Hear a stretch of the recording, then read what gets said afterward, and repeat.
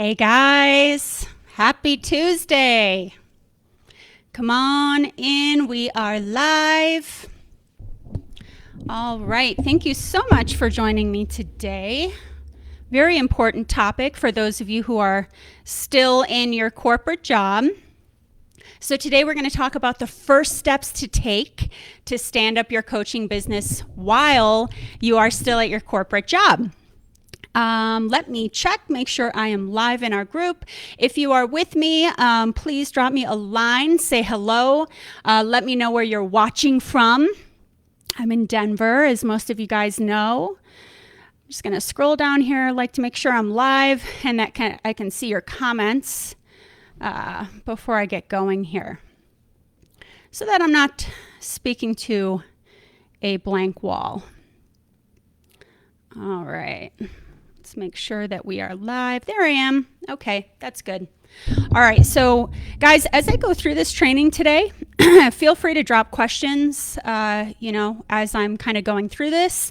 I will make sure to either answer your question live. That's the idea here, is that I answer your questions as I'm going through this. But if for some reason Facebook is glitchy and I miss a comment, I will be sure to circle back. Okay, I'm seeing your comments come through. Cool. All right, Maheen, hi, Santa Clara, California. So nice to see you as always. Hey, Charlene, nice to see you. Kristen from Houston, cool. Awesome, thanks for joining me, guys. All right, let's dive into today's topic. So let me pull up my goodies for you guys here. Okay, so as some of you know, I like to do a little introduction just for those of you who are new, because the group is growing exponentially, which is exciting. My name is Betty Kempa. I am a business coach for coaches. I'm a content marketing strategist. I'm a LinkedIn expert. I am an IPEC graduate. For those of you familiar with IPEC, I'm on the Forbes Coaches Council. That's my rundown in a nutshell. My expertise is really in helping corporate professionals ditch their 9-to-5 and repackage their genius into a six-figure coaching business. And I do this using my signature methodology, the 5 C's of building a six-figure coaching business. So if you are curious to check out what that process looks like, what that methodology looks like, there is a link in the description of this Facebook Live. Feel free to click on it, check it out. You'll be able to get a glimpse of what this process looks like, the 5 C's of building a six-figure coaching business. And we will touch on this today as well. And then there's also a link to book a discovery call with me. If you'd like to be considered for the program, you can go ahead and apply for a discovery call. And there is a link for that in the copy section of this video as well. All right, so today's topic, the first steps to take to stand up your coaching business while you're still at your corporate job. And I know that can feel like a juggling act, because I did it. That's the route that I took. I was at the corporate job while I was standing up my coaching business.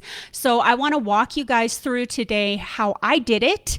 Of course, just because I did it that way doesn't mean that it has to be your exact journey. But I do think that there's value in sharing my story, so that you guys can kind of pluck out of, my journey, what could potentially work for you.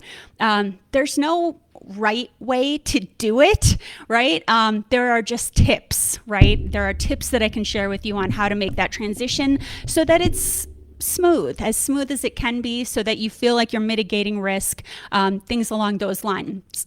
The main thing I want to impress upon you guys today is I'm kind of talking you through the first couple steps to take while you're still at that corporate job. Don't wait until you're out of the corporate job to start working on your coaching business. Okay, don't wait. I talk to a lot of people that because they feel like they're not ready to quit tomorrow. They're I'm not ready to start working my coaching business. It's actually the opposite of that. You want to start working on your coaching business and get everything ticked and tied and up and running, so that by the time you make the transition, it doesn't feel like a jolt. It feels smooth. It feels strategic. So I actually want you guys to start now. Start before you feel ready. Okay. There's a lot that you can and that you should get done in standing up your coaching business while you're still at the corporate job. Okay. And believe me, I know it can feel, I don't know, going into business could feel risky. I am risk averse. And so that's why I want to share this with you guys, because there's certain things you can do to make it a very smooth ride for you with that transition. So get the coaching business started, start bringing in clients. We want to start doing that now. So I'm going to walk you through the steps I took personally. Now, while I'm sharing my journey, I'm going to point out, as I kind of go through my story, which milestones within my journey that I recommend you take as well. So hopefully you have pen and paper, or you're taking notes, however you take notes. But I will point out a couple milestones that, I did that I would recommend you guys replicate. Okay. So my journey, I worked at a corporate job. I was a corporate communications leader. I did that for about a decade. I was really locked in with the golden handcuffs. I was making well over six figures, right? So financially, there wasn't necessarily a reason to leave, although I will say that, as most of you know, in corporate jobs, there is a cap. I mean, there is, right? And it's not the same as an entrepreneur, right? There is no cap as an entrepreneur. But all that being said, it felt like I was making enough, in my corporate role. But for me personally, my reasons for leaving, I felt miserable. I struggled with toxicity, a toxic corporate workplace. I was not good with office politics. I struggled with the lack of flexibility, or I know work-life balance is not really a thing, but I struggled, right, with whatever you want to call it, work-life integration. And really at the end of the day, for me, I craved freedom of how I spent my time, freedom of location, freedom of focus, right? I craved that. And really, even beneath all of those things, I knew I was destined for something more. And I felt unfulfilled. That's probably the key word. I felt unfulfilled in the corporate role. So drop me a comment if any of you guys can relate to that. It's just us here, right? But drop me a comment if any of that resonates with any of you guys in your corporate role. Even if the corporate job isn't that bad, I get the vibe that probably most of you feel like something's missing, right? And that's why you're getting into coaching. You are destined to do something more, to serve, to leave your mark on the world, right? So for me at the time, I started desperately kind of searching because I didn't even know about coaching, right? So I started taking assessments on how to find your passion. I was buying books on how to find your dream career because I kind of came to the realization this ain't it. And every assessment that I took, I kept getting this result: coach, life coach, career coach, business coach. So I was really fascinated by that. And the more that I learned about coaching, the more interested I was in becoming a coach. But I was afraid. I was afraid to pull the plug on the toxic corporate job, even for something I loved. Those golden handcuffs, right? Like it pulls you. And it's a mental thing, right? As a lot of us know. But for me, in my situation, sometimes you get what you ask for, and I got laid off from my corporate job. And man, that was that moment that I realized that the secure corporate job that I clung to was not so secure, right? As I made it out to be in my own head. That mindset was part of what was keeping me stuck. I had kept telling myself that I want security. So I clung to it. And really, I needed the universe to pop my balloon by showing me that this corporate job was not so secure, that in a corporate role, somebody else is always going to be controlling my destiny, period. And I needed that. I needed that realization. So obviously when you get laid off, it's a shell shock. And I had just moved to a crazy expensive city for that job. I was the breadwinner of my family. But I knew that was my moment. I knew that was it. And that if there were ever a time to jump, that was my time. I was pushed off the ledge into the ocean. I might as well learn to swim, right?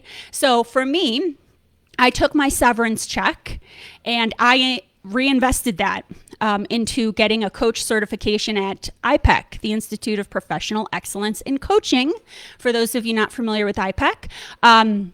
But, that was a scary thing to do because without a job, to take your severance check and reinvest that in building a business, but it needed to be done. So I am so grateful now that I went through that layoff because it forced me to jump.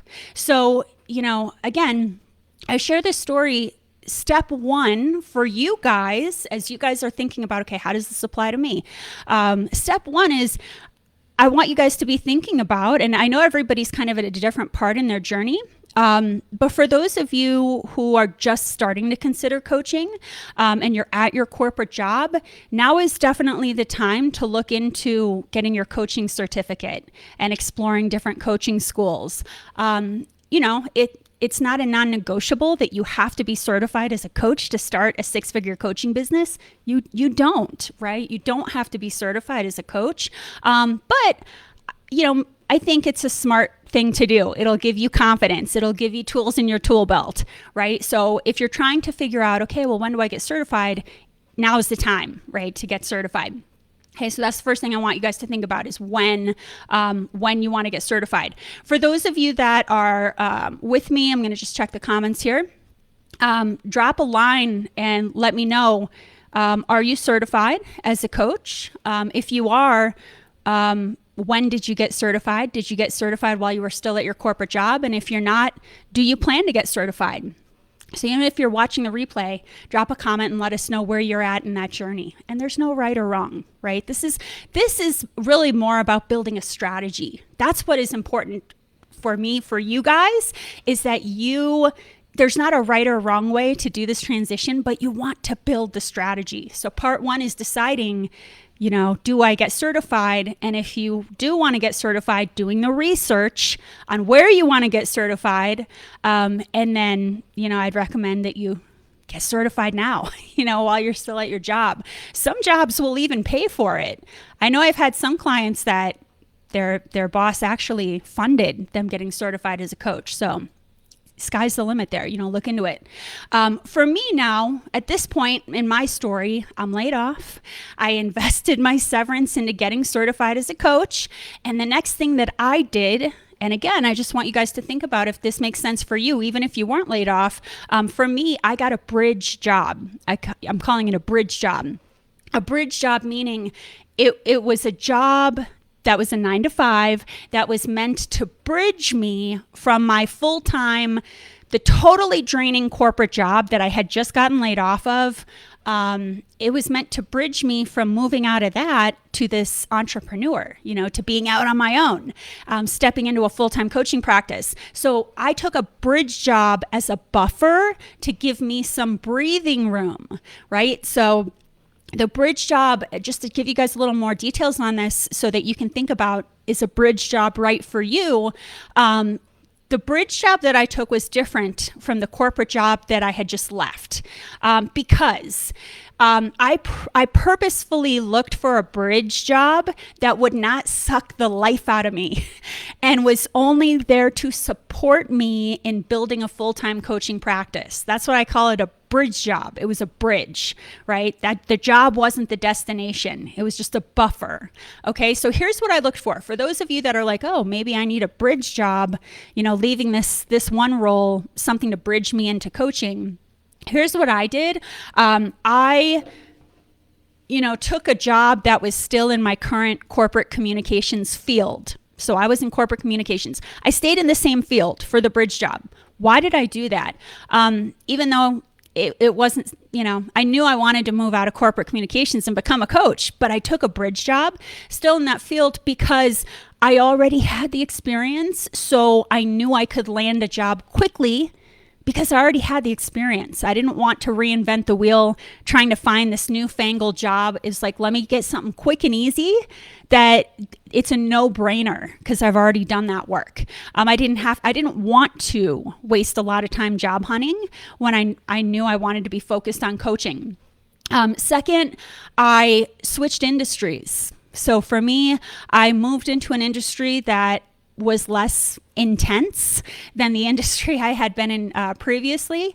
The vibe was more chill, and I needed that to be able to focus on building my business. So for those of you who are in a super high stressful corporate job, like you can imagine, if you take another bridge job where the industry, it's not as intense, right? It allowed me breathing room, mental space to focus on building a business. Another thing I did, again, I'm not telling you guys to do all this. I'm just giving you ideas, right? If some of you guys are in roles where you're like, I can't breathe, I don't have time to do anything else, there is such a thing as a bridge role. For me, my previous role, I was heading up a huge team of people, and in my bridge job, I became an individual contributor because I didn't want to be leading up a huge team. I wanted to be focused on building a business on the side, and an individual contributor role was so much less stressful, to be honest. The bridge job didn't pay as much, but it still paid pretty decently, right? It was more than enough. It was still a corporate gig. It was more than enough for me to plan my great escape into entrepreneurship. And very importantly, again, I seeked this out. I had a boss that was okay with me leaving at 4:30 each day, which was unheard of in my last role. There was no way in my last role I could leave at 4:30. So, I found this role where my boss, I think, was even leaving earlier than that. But that allowed me to get my work done at my job, and then to go, focus on my certification in the evenings, the occasional weekend. And it allowed me to focus on building my coaching business.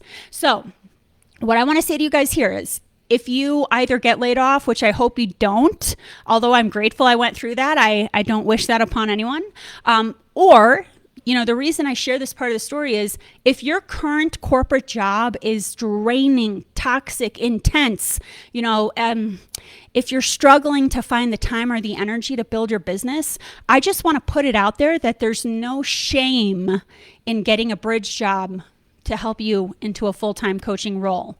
Okay, so step 2 for you guys is decide if you can work on your coaching business in your current corporate role. And that will require, if you want to stay in your current corporate role while you're building your business, which is totally cool, it's just going to require you to set boundaries, right? Of when you have to leave the office, etc., right? You're going to have to start sticking to those boundaries in your current corporate role so that you have the space to set up your coaching business. And if that's not possible for some reason because of the situation you're in, you always have a choice, right? So you have to ask yourself, am I going to set boundaries in my current corporate role so I'm leaving at a certain time so I can focus on building my business? Or am I going to get a bridge job so I have a little bit more breathing room to build my coaching business? But something's got to give, right? So that's just something I want to impress upon you guys is, you're not trapped, come up with a strategy, come up with a plan. Now, the key with a bridge job, if you go that route, is you have to know your exit date. All of you guys should really know that, even if you don't take a bridge job. I want all of you guys, this is step 3, is choose your corporate exit date so you have something to work towards. Otherwise, it feels like the never-ending story. You're on the hamster wheel. You're getting up. You're like, does this ever end?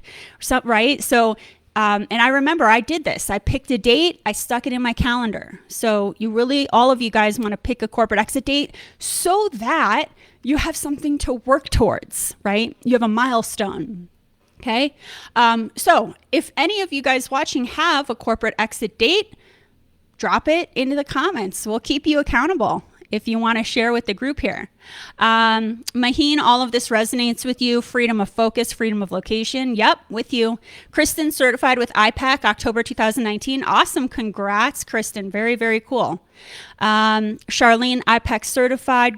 Yep, graduated with me. Still at the corporate job. Okay, good. This will be a good training then. Definitely, Charlene. Yeah, nice to see you here. Thanks so much for joining. Okay, cool. So the next thing with the corporate job that I did, And again, you guys just be thinking which of these things will make sense for you. I minimized my expenses.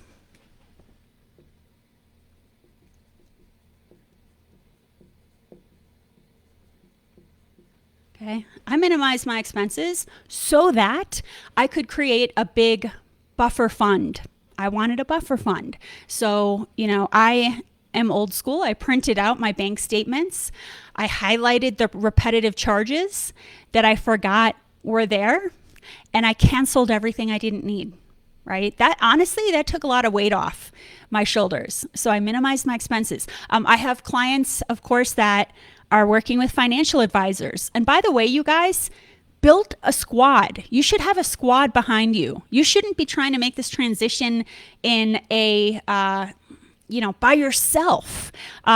You should build a squad of people that are going to help you with this transition. If you need a financial advisor to look at your 401k and help you figure things out, or, the kids' college, get your financial advisor and tell them, this is my plan. What needs to happen, right? Build your squad. Again, I didn't have a financial advisor I was working with at the time. I just did, this kind of old school. But if you're worried about things like 401k and kids' college, get your financial advisor involved in this. Build your squad. Health insurance, get a health insurance expert. Talk to them. Figure out how much is it going to cost me for health insurance. I think when people feel scared to make the switch, it's like, oh, my 401k, the kids' college, my health insurance. It's because it stays hidden. They're not doing the work to figure out what are the numbers. It's just the numbers game. So build your squad, get your experts, get your health insurance expert, your financial advisor, get your business coach to help you figure out what needs to happen to build the business so you're not going at this alone. That's when it feels scary and isolating, and then you feel stuck in the corporate job, is when you're just trying to do this by yourself. Don't do that to yourself. It doesn't have to be that hard. So back to minimizing your expenses. So, when I was making my career transition, there were certain things I invested in. Absolutely. I invested in website design. You don't have to. You can build it yourself. I didn't want to build it myself. That's not my strength. So I hired a website designer, and you have to decide if that's right for you. But there are certain things, I'm talking about minimizing expenses, but I'm not talking about minimizing expenses with your business. Get your web designer. I definitely spent money on professional branding photography, and it doesn't have to break the bank. You can actually find pretty reasonable photography, but you do need branded photography for your website. So web designer, I spent money on. Professional branding photography, I spent money on. My coaching certification, I spent money on. Business courses, I spent money on. Business tools, I use Acuity for scheduling. You can use, there's a lot of tools for scheduling. I use Acuity. A CRM, a customer relationship management system. I'm using Dubsado. A way to accept payment, I'm using Stripe. An email system, I'm using MailChimp. And very importantly, a business coach, somebody who's already been there, done that, right? I spent money on that. That's an investment so that, I could stand up this coaching business. I wasn't doing it alone. Now, that is what I was willing to invest in. I don't call that a spend. It's an investment because I got an ROI, right? I invested in that, but there were certain things I minimized my expenses with that I was no longer willing to spend money on. Spas, expensive clothing. I worked in corporate retail where you had to dress a certain way and you had to have the certain lipstick and all that. I stopped buying expensive clothes, extravagant trips, eating out multiple times a week. All the stuff that I was previously doing, to be honest, I used to spend a lot of money in my corporate job because I was covering up my disdain for working at an unfulfilling job. I was trying to fill a void because I felt so unhappy. I didn't need to do that anymore. I stopped spending that money because I could see I had something bigger I was working towards. I moved out of the city to save money on cheaper payments, so I wasn't blowing all my money on living downtown in the city. But there was an end in sight. I knew that I wasn't quitting the fun stuff forever. I love COVID, not traveling right now, but I love travel. Let me tell you, I love spas. But I minimize those expenses, and that is a short-term thing to give you a financial boost before you make the switch. And it's worth it. I'm making more money now than I ever could have made in my corporate job. No way. So minimize your expenses now, knowing there's something bigger, right, that you're working towards. Again, for me, however you guys figure out how you want to do your expenses, I'm old school. I printed 6 months of bank and credit card statements. I trimmed the fat. I looked for auto charges, reoccurring non-essential fees. I busted out highlighters, right? I went line by line. I did like yellow for fixed expenses, orange for stuff to cancel, pink for expenses I could reduce. If you're a techie person, you can download You Need a Budget, YNAB. It's a pretty cool app, or Mint. So those are different ways to track your expenses. And really, it's an eye-opener. It's important that we uncover this stuff so that it stops becoming scary, so that it stops becoming an excuse as to why we don't want to make the transition. Get it out of the darkness and into the light, and it no longer becomes scary, okay?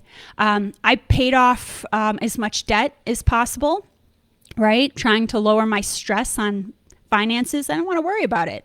So I paid off debt. And then I did the math to figure out how much is it going to take for me to live month to month, minimum.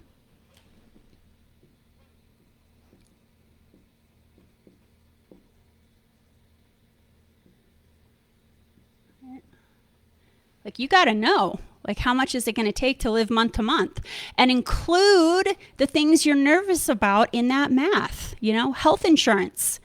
Don't be afraid about that. Just find out from your health insurance advisor, how much is it going to cost me to have health insurance month to month, and then work that into your, how much is it going to cost me to live?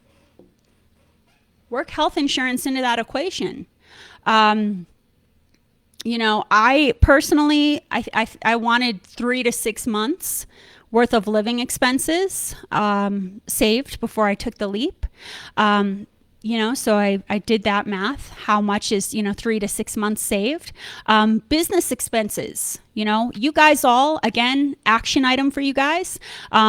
Start to research the different things you want to get for your business, right? Website, photography, scheduling tool, CRM, MailChimp, right? Business coach, right? These are the investments that you need to make to create a 6-figure coaching business. So do that research now, so that you know what's coming. And so math, right? I want you guys to get off this training and figure out, how much do I want to save? What are my business startup costs going to be? Because they're going to be different for everybody, depending on, if you're going to do your website yourself or not, what kind of business coach support you're going to go with. And then I want you guys to pick an exit date, right? So do the math, get the numbers out there, and then pick an exit date and put a star on your calendar for the day that you plan to leave based on your math, okay? So you don't feel stuck in purgatory. So I want to talk next. I'm going to check my comments here. Charlene, December 3rd, 2022. I love it. Charlene, I'm here for you, girl. That is awesome. And plenty of time to do everything that you have to do before you make the leap. That is awesome. So I want all of you, even if you guys feel nervous to put the date in the comments, I get it. But I'm telling you, put it on your calendar, put a star in the calendar, and then let's work backwards. Let's build out your strategy, okay? All right. So at this point, right, the question for me when I was in that position was, how was I going to get my business to a point where I was making minimal expenses, right? Let alone getting to six figures. Because the first thing you want to do in your business, because there's different milestones, right? The first thing is you want your coaching business to cover minimum expenses, right? That's first. Let me just live, right? Like that's number one milestone. And then next it's let me get to six figures. And then next it's let me double that, right? Every year I'm looking to double what I did the year prior, right? So just one step at a time. First, let's just reach those minimum expenses. So I'm going to talk you guys through now how I achieved both my first year in business as a coach. I was able to get to six figures my first year as a coach, and it wasn't magic. It was just strategy. And you guys can do that too, right? With strategy and with implementation. And again, the key is I started working on this while I was at my bridge job. I had all the steps I'm about to share with you. I had them dialed in. Okay. Now you'll notice as I'm sharing these steps with you, each of these steps that I took to be able to leave my corporate job. So I'm going to be talking you through the steps. This is my program. These are the 5 C's of building a six-figure coaching business. I talk to a lot of people that sometimes they're like, oh, I'm not ready to leave my job yet. Well, good. I don't want you to leave your job yet. I want you to start working on this while you're at your corporate job. It's easier than the route I took, right? Which was getting laid off. So you should be working on this stuff now. Now, again, a couple things to note, while I kind of walk you guys through this. I did graduate, right? I got my coaching certificate, and I got to a point where I saved up enough money for a buffer, right? I left my bridge job. And this is something interesting too. I'll share with you guys the whole trajectory before I get into the 5 C's.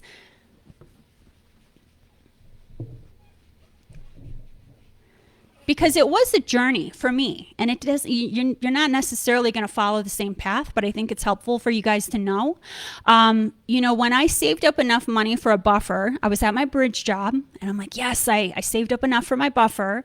What I did at that point, so I'm in this corporate bridge job, I hooked up with a company who needed part-time coaches, right? And this was in something totally unrelated to my niche. When I started, so now I'm a business coach, right? Because I'm helping people replicate my system.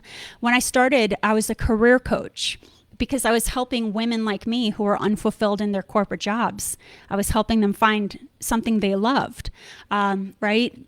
But when I first left my bridge job, what I did was I hooked up with another company who needed part-time coaches. And this was a sober coaching company, totally unrelated to my niche. It didn't matter. They needed a coach for about 15 hours a week, which was perfect, right? Because it was almost like a bridge to my bridge job. So the way my trajectory went, you guys don't have to follow this trajectory, but I'm planting seeds because I want you guys to decide what strategy will work best for you. I started out at a stressful corporate job at like 55 hours a week.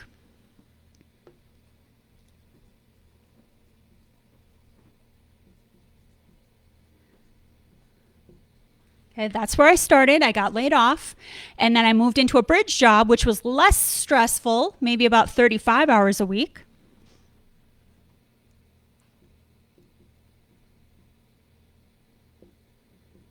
Okay. And then from there, I hooked up with a coaching company that said, hey, we need someone for 15 hours a week to coach. I was like, perfect.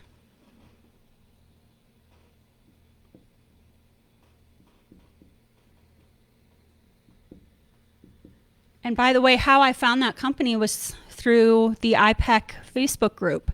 There's always opportunities in that Facebook group of different people posting about coaching jobs and opportunities. A fellow IPEC coach had posted, hey, I work for this company. They need 15 hours a week. So at that point, I left my bridge job and I worked with this coaching company 15 hours a week, which was awesome because I had the other 25 hours of the week that I was building my coaching business. I started working with clients, right? I started ramping up. And from there, eventually,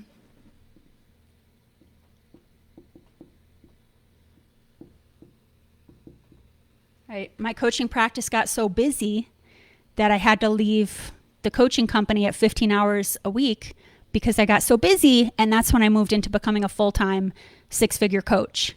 Right. So I just want you guys to understand you're not stuck. Just build out a strategy that works for you.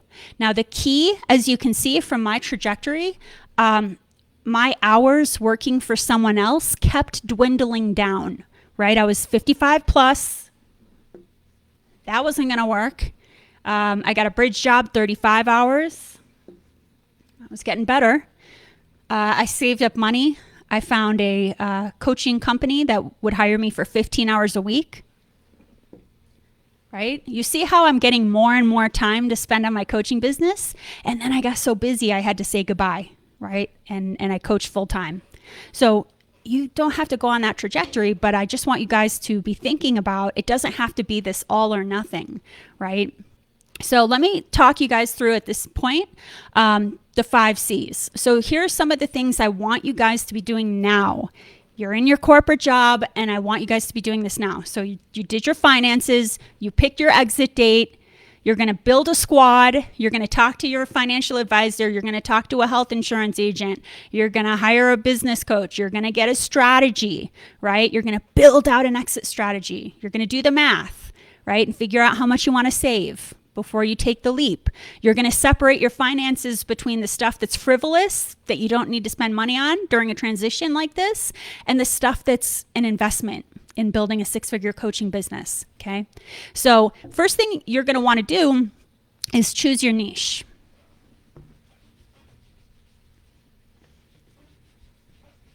Okay.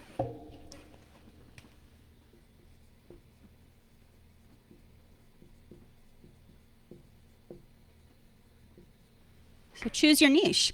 That's the first thing that I did when I was still in my corporate job. I landed the plane on my niche, meaning, I know I talk about this all the time, but for those of you who are new, the type of coach that I wanted to be, right?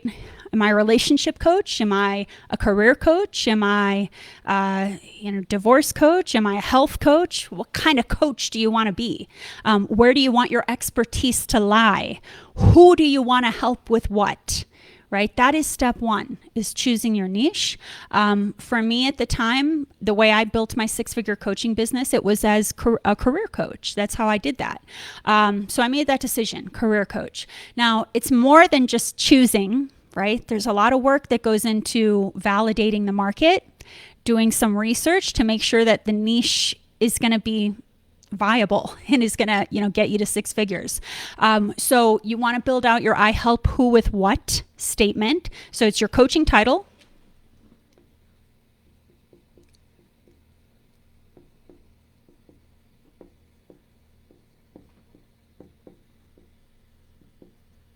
Right, so coaching title, which, by the way, if you guys have your coaching title, drop it into the comments. Let me know what kind of coach you are.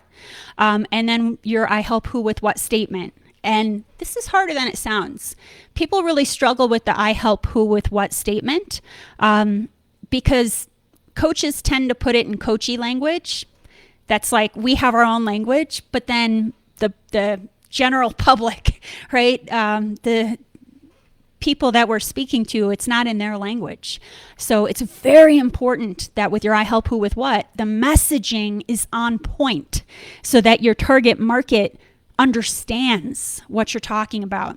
So for me, I initially chose I help mid to senior level corporate women transition out of unfulfilling jobs and into careers they love, right? I did a lot of work with that statement. I played with that over time. I did a lot of research. I validated the market to make sure there's a market for my niche. I didn't just assume. I validated the market. Okay. That took some work. That's a lot of the stuff that I, learned in my corporate role was, validating the market. Make sure there's a market for your niche. I conducted ideal client avatar surveys.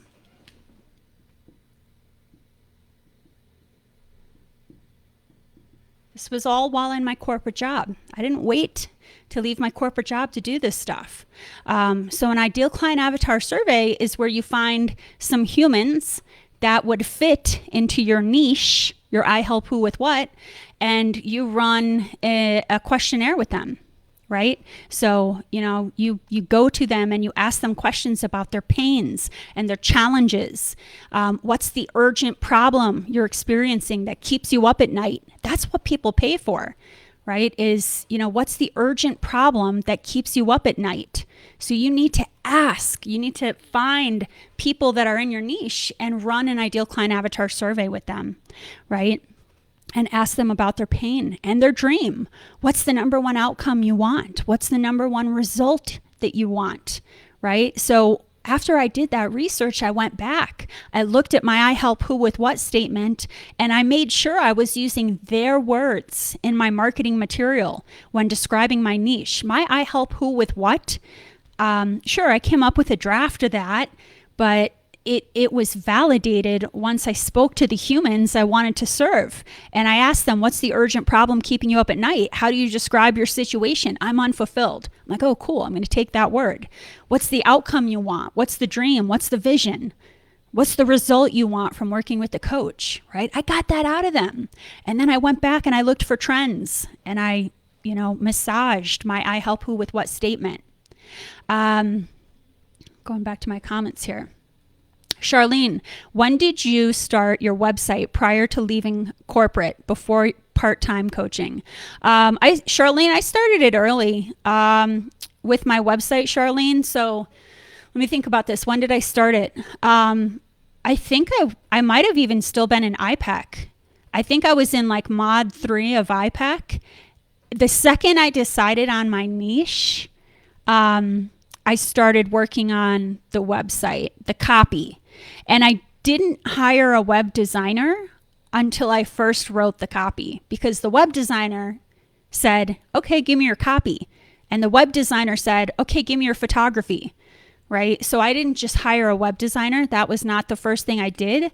I wrote copy for the website. And that's part of what I do with my clients is I have website copy templates, and my clients fill in the blanks and then I give them edits and feedback. That's part of my former role as a corporate communications professional. That's what I did.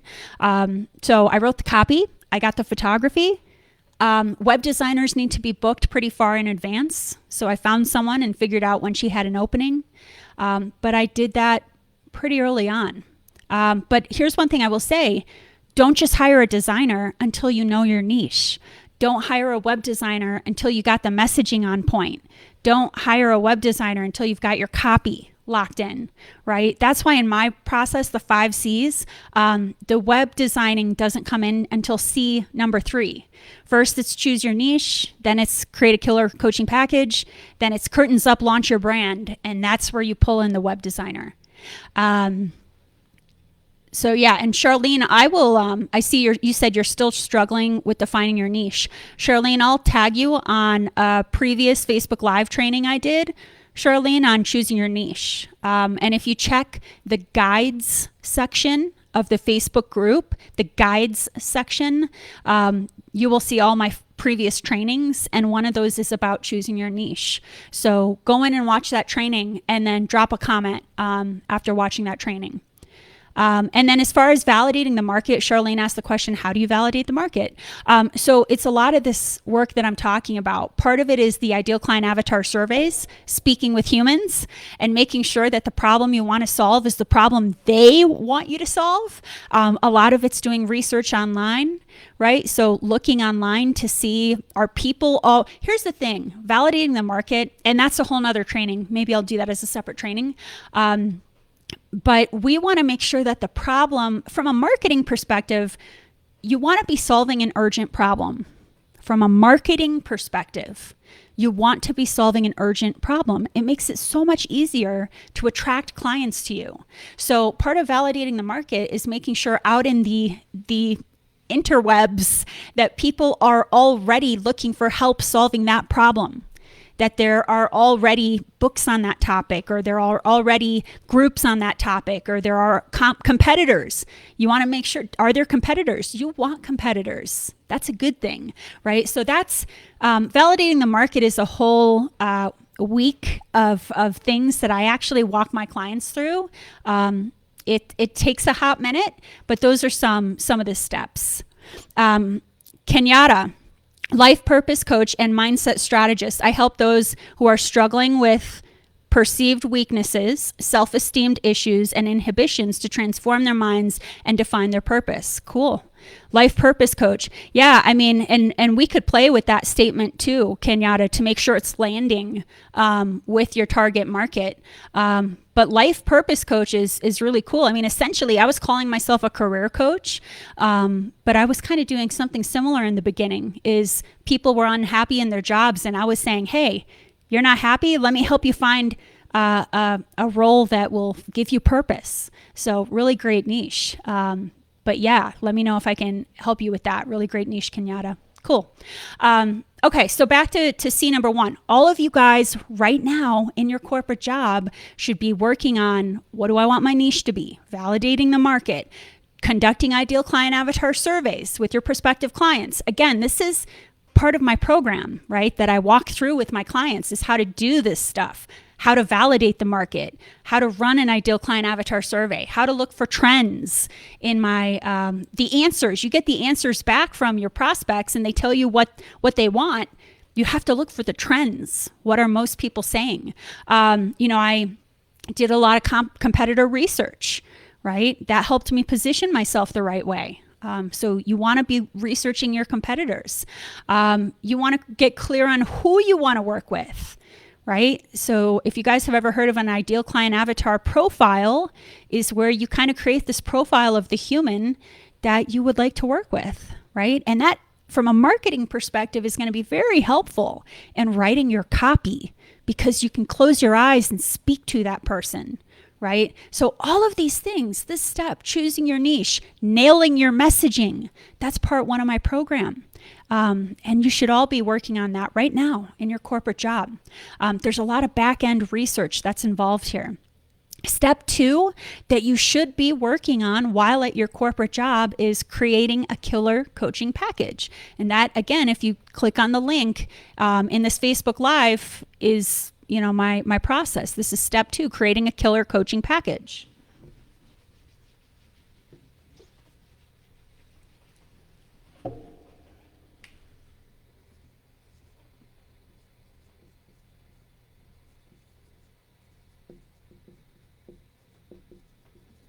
Create a killer coaching package. So this is your offering, right? Like, before you even can worry about like a web designer getting involved, what are you selling? Because you don't want to be selling one-off coaching sessions with no direction. That's not the way to create transformational change for the client. Selling one-off coaching sessions, that's not how to get to 6 figures. So it's very important that you look at the data you collected from your ideal client avatar surveys, where you uncover your clients, your prospects' pain and dream, and they're telling you, Kenyatta, here's what I need help with. Here's where I'm in pain. Here's where I'm struggling. Here's where I want to get to. Here's the dream, the goal, the vision. That's when you go back to the drawing board, get yourself a whiteboard, and in this step, you guys should all be doing this while at your corporate job, is creating a signature methodology. Creating a signature methodology that represents the transformational journey that you're going to take your clients on to get them from pain to dream. So the same way I'm sharing with you guys the 5 C's of building a 6-figure coaching business, that's my signature methodology to get you guys from I'm in a corporate role and I want to get out of this role to I'm a 6-figure coach and I'm the master of my own destiny and I'm serving, I'm fulfilling my purpose. That is my signature method. So click on the link if you want an example of a signature methodology. But all of you guys, once you choose your niche, even while you're at your corporate job, should be working on building out your signature methodology. So it's usually 3 to 5 steps that gets your clients from pain to dream. So very important that all of you are doing that so that you can build out a highly valuable, high-ticket coaching package, right? Because again, do the math. To build a 6-figure coaching business, we could round it up and say, we want you to be at like a 10K month, but even, 8,333 or whatever per month. It's like, how do you get there, right? It's going to be selling a higher ticket coaching package. So it's more than just slapping on a price tag and saying, hey, look, I'm selling a 10K coaching package. It's creating a package that is so valuable, that there's a signature methodology, that there's a process to move your clients from pain to dream, right? So that is very important, that you have a resources and a method and a system. That's what makes the package worth it, right? Where the client says, well, 10K may feel like a lot of money, but I can see the value. I see the value of what you're offering me. So this work on building out your high ticket coaching package and your signature methodology, that can be done while you're at your corporate job, and it should be done while you're at your corporate job. Now's the time to do that. The third thing I want to cover before I sign off here that you guys should be doing while at your corporate job is step 3 of my process, which is what I call curtains up, launch your brand.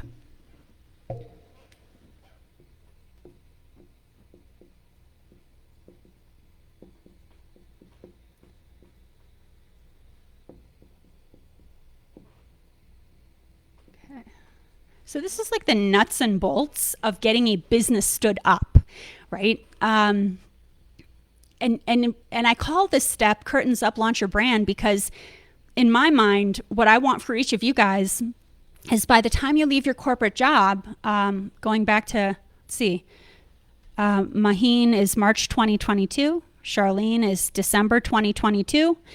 By the time you guys get to that date, I want it to be curtains up, meaning your business is already running, right? It's already a well-oiled machine. So with this step, it's really important that, this is where we start to figure out your website, right? This is the step where now we know your niche. Now we've done your market research or ideal client avatar surveys. We've built out an awesome coaching package and signature methodology. Now we want to go in and write the website copy. Right now we want to go in and build out the website or hire somebody to do so. One thing that I did, which was kind of fun, I created a Pinterest inspiration board with images of websites and color palettes and logos that inspired me. And I shared that with my web designer. So I didn't go in blind and just say, oh yeah, can you design my website? Like all of you guys in your corporate jobs, create a Pinterest board and put all the inspiring websites and color palettes and logos, stuff you that inspire you, that you'd like to emulate. That's an awesome thing to be able to provide your web designer, right? So that she has a direction, right? So treat this like your corporate job when you're directing your direct reports, right? So give your designer a direction. Start to do that work now. Some of the other things as far as curtains up, launching your brand, we want to get your tools in gear here. So we've got the website copy, we've got the website design, we've got a lead magnet that we need to create. So, the money is in the email list. We want to build out an email list for you. In order to build an email list, you have to create an irresistible lead magnet. A lead magnet is the freebie that people will download in exchange for their email. And that's important because you own your email list. So this stuff, you guys, is stuff you can do while in your corporate job. Create that lead magnet. Email nurture sequence. When somebody gets a lead magnet, they get emails from you that are automated, 5 emails. And I have scripts for that I provide for my clients. But you see how I'm kind of talking you guys through, this is a system. This is like it's like a machine that we're building behind the scenes before you exit your corporate job. So you need a lead magnet. You need an email nurture sequence. You need a business launch strategy. So what I see that kind of pains me sometimes is people will go live with their website. They did all this work on their website, and then it's like crickets. There's nobody, people are like, oh yeah, congrats. And then you're like, okay, now what? So there's a way to do that, to launch your website and bring your connections, bring your ideal client avatars along with you so that by the time you launch, they're as excited as you are. That's part of this step, right? So you want to be building out your, and this is part of my previous corporate communications role, is a communication launch strategy. Like when I worked in the corporate retail world, we didn't just launch a new, shirt or collection. It was a strategy. We marketed to that. We pulled in influencers, right? Like it was a whole strategy. So same thing with your business. It's not just like, oh, my website's live and I posted on Facebook. We want to build out a strategy to get people excited. And then this is the step 2 where I want you guys to be researching a scheduling tool, a way to collect payments, a way to get your contracts, your client contracts, a CRM database, right? So this is all part of step 3 of my program. And I take a month to walk my clients through this step. This doesn't happen overnight. But really what I want to impart to you guys today as I kind of get ready to sign off is there's a lot of stuff. And I want you guys to feel excited about this, not overwhelmed. You guys have plenty of time before you're planning on making the jump.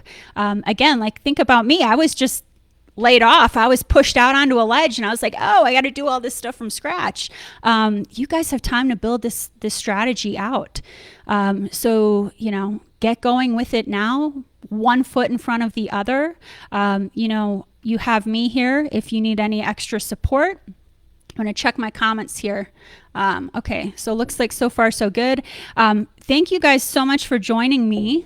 Again, if you would like some support, click on the link in this Facebook Live and apply for a discovery call for the Build a Six-Figure Coaching Business Program. And this is what I do, is I walk people through all these steps holding their hand so that you don't have to go it alone and that you have a mentor who's been there, done that, and can walk you through the exact system that worked for me and that works for my clients. So with that in mind, guys, start to build out that strategy, start to build out that exit date, post in the group if you need extra support. And thank you so much for joining me today. I will catch you guys on the flip side.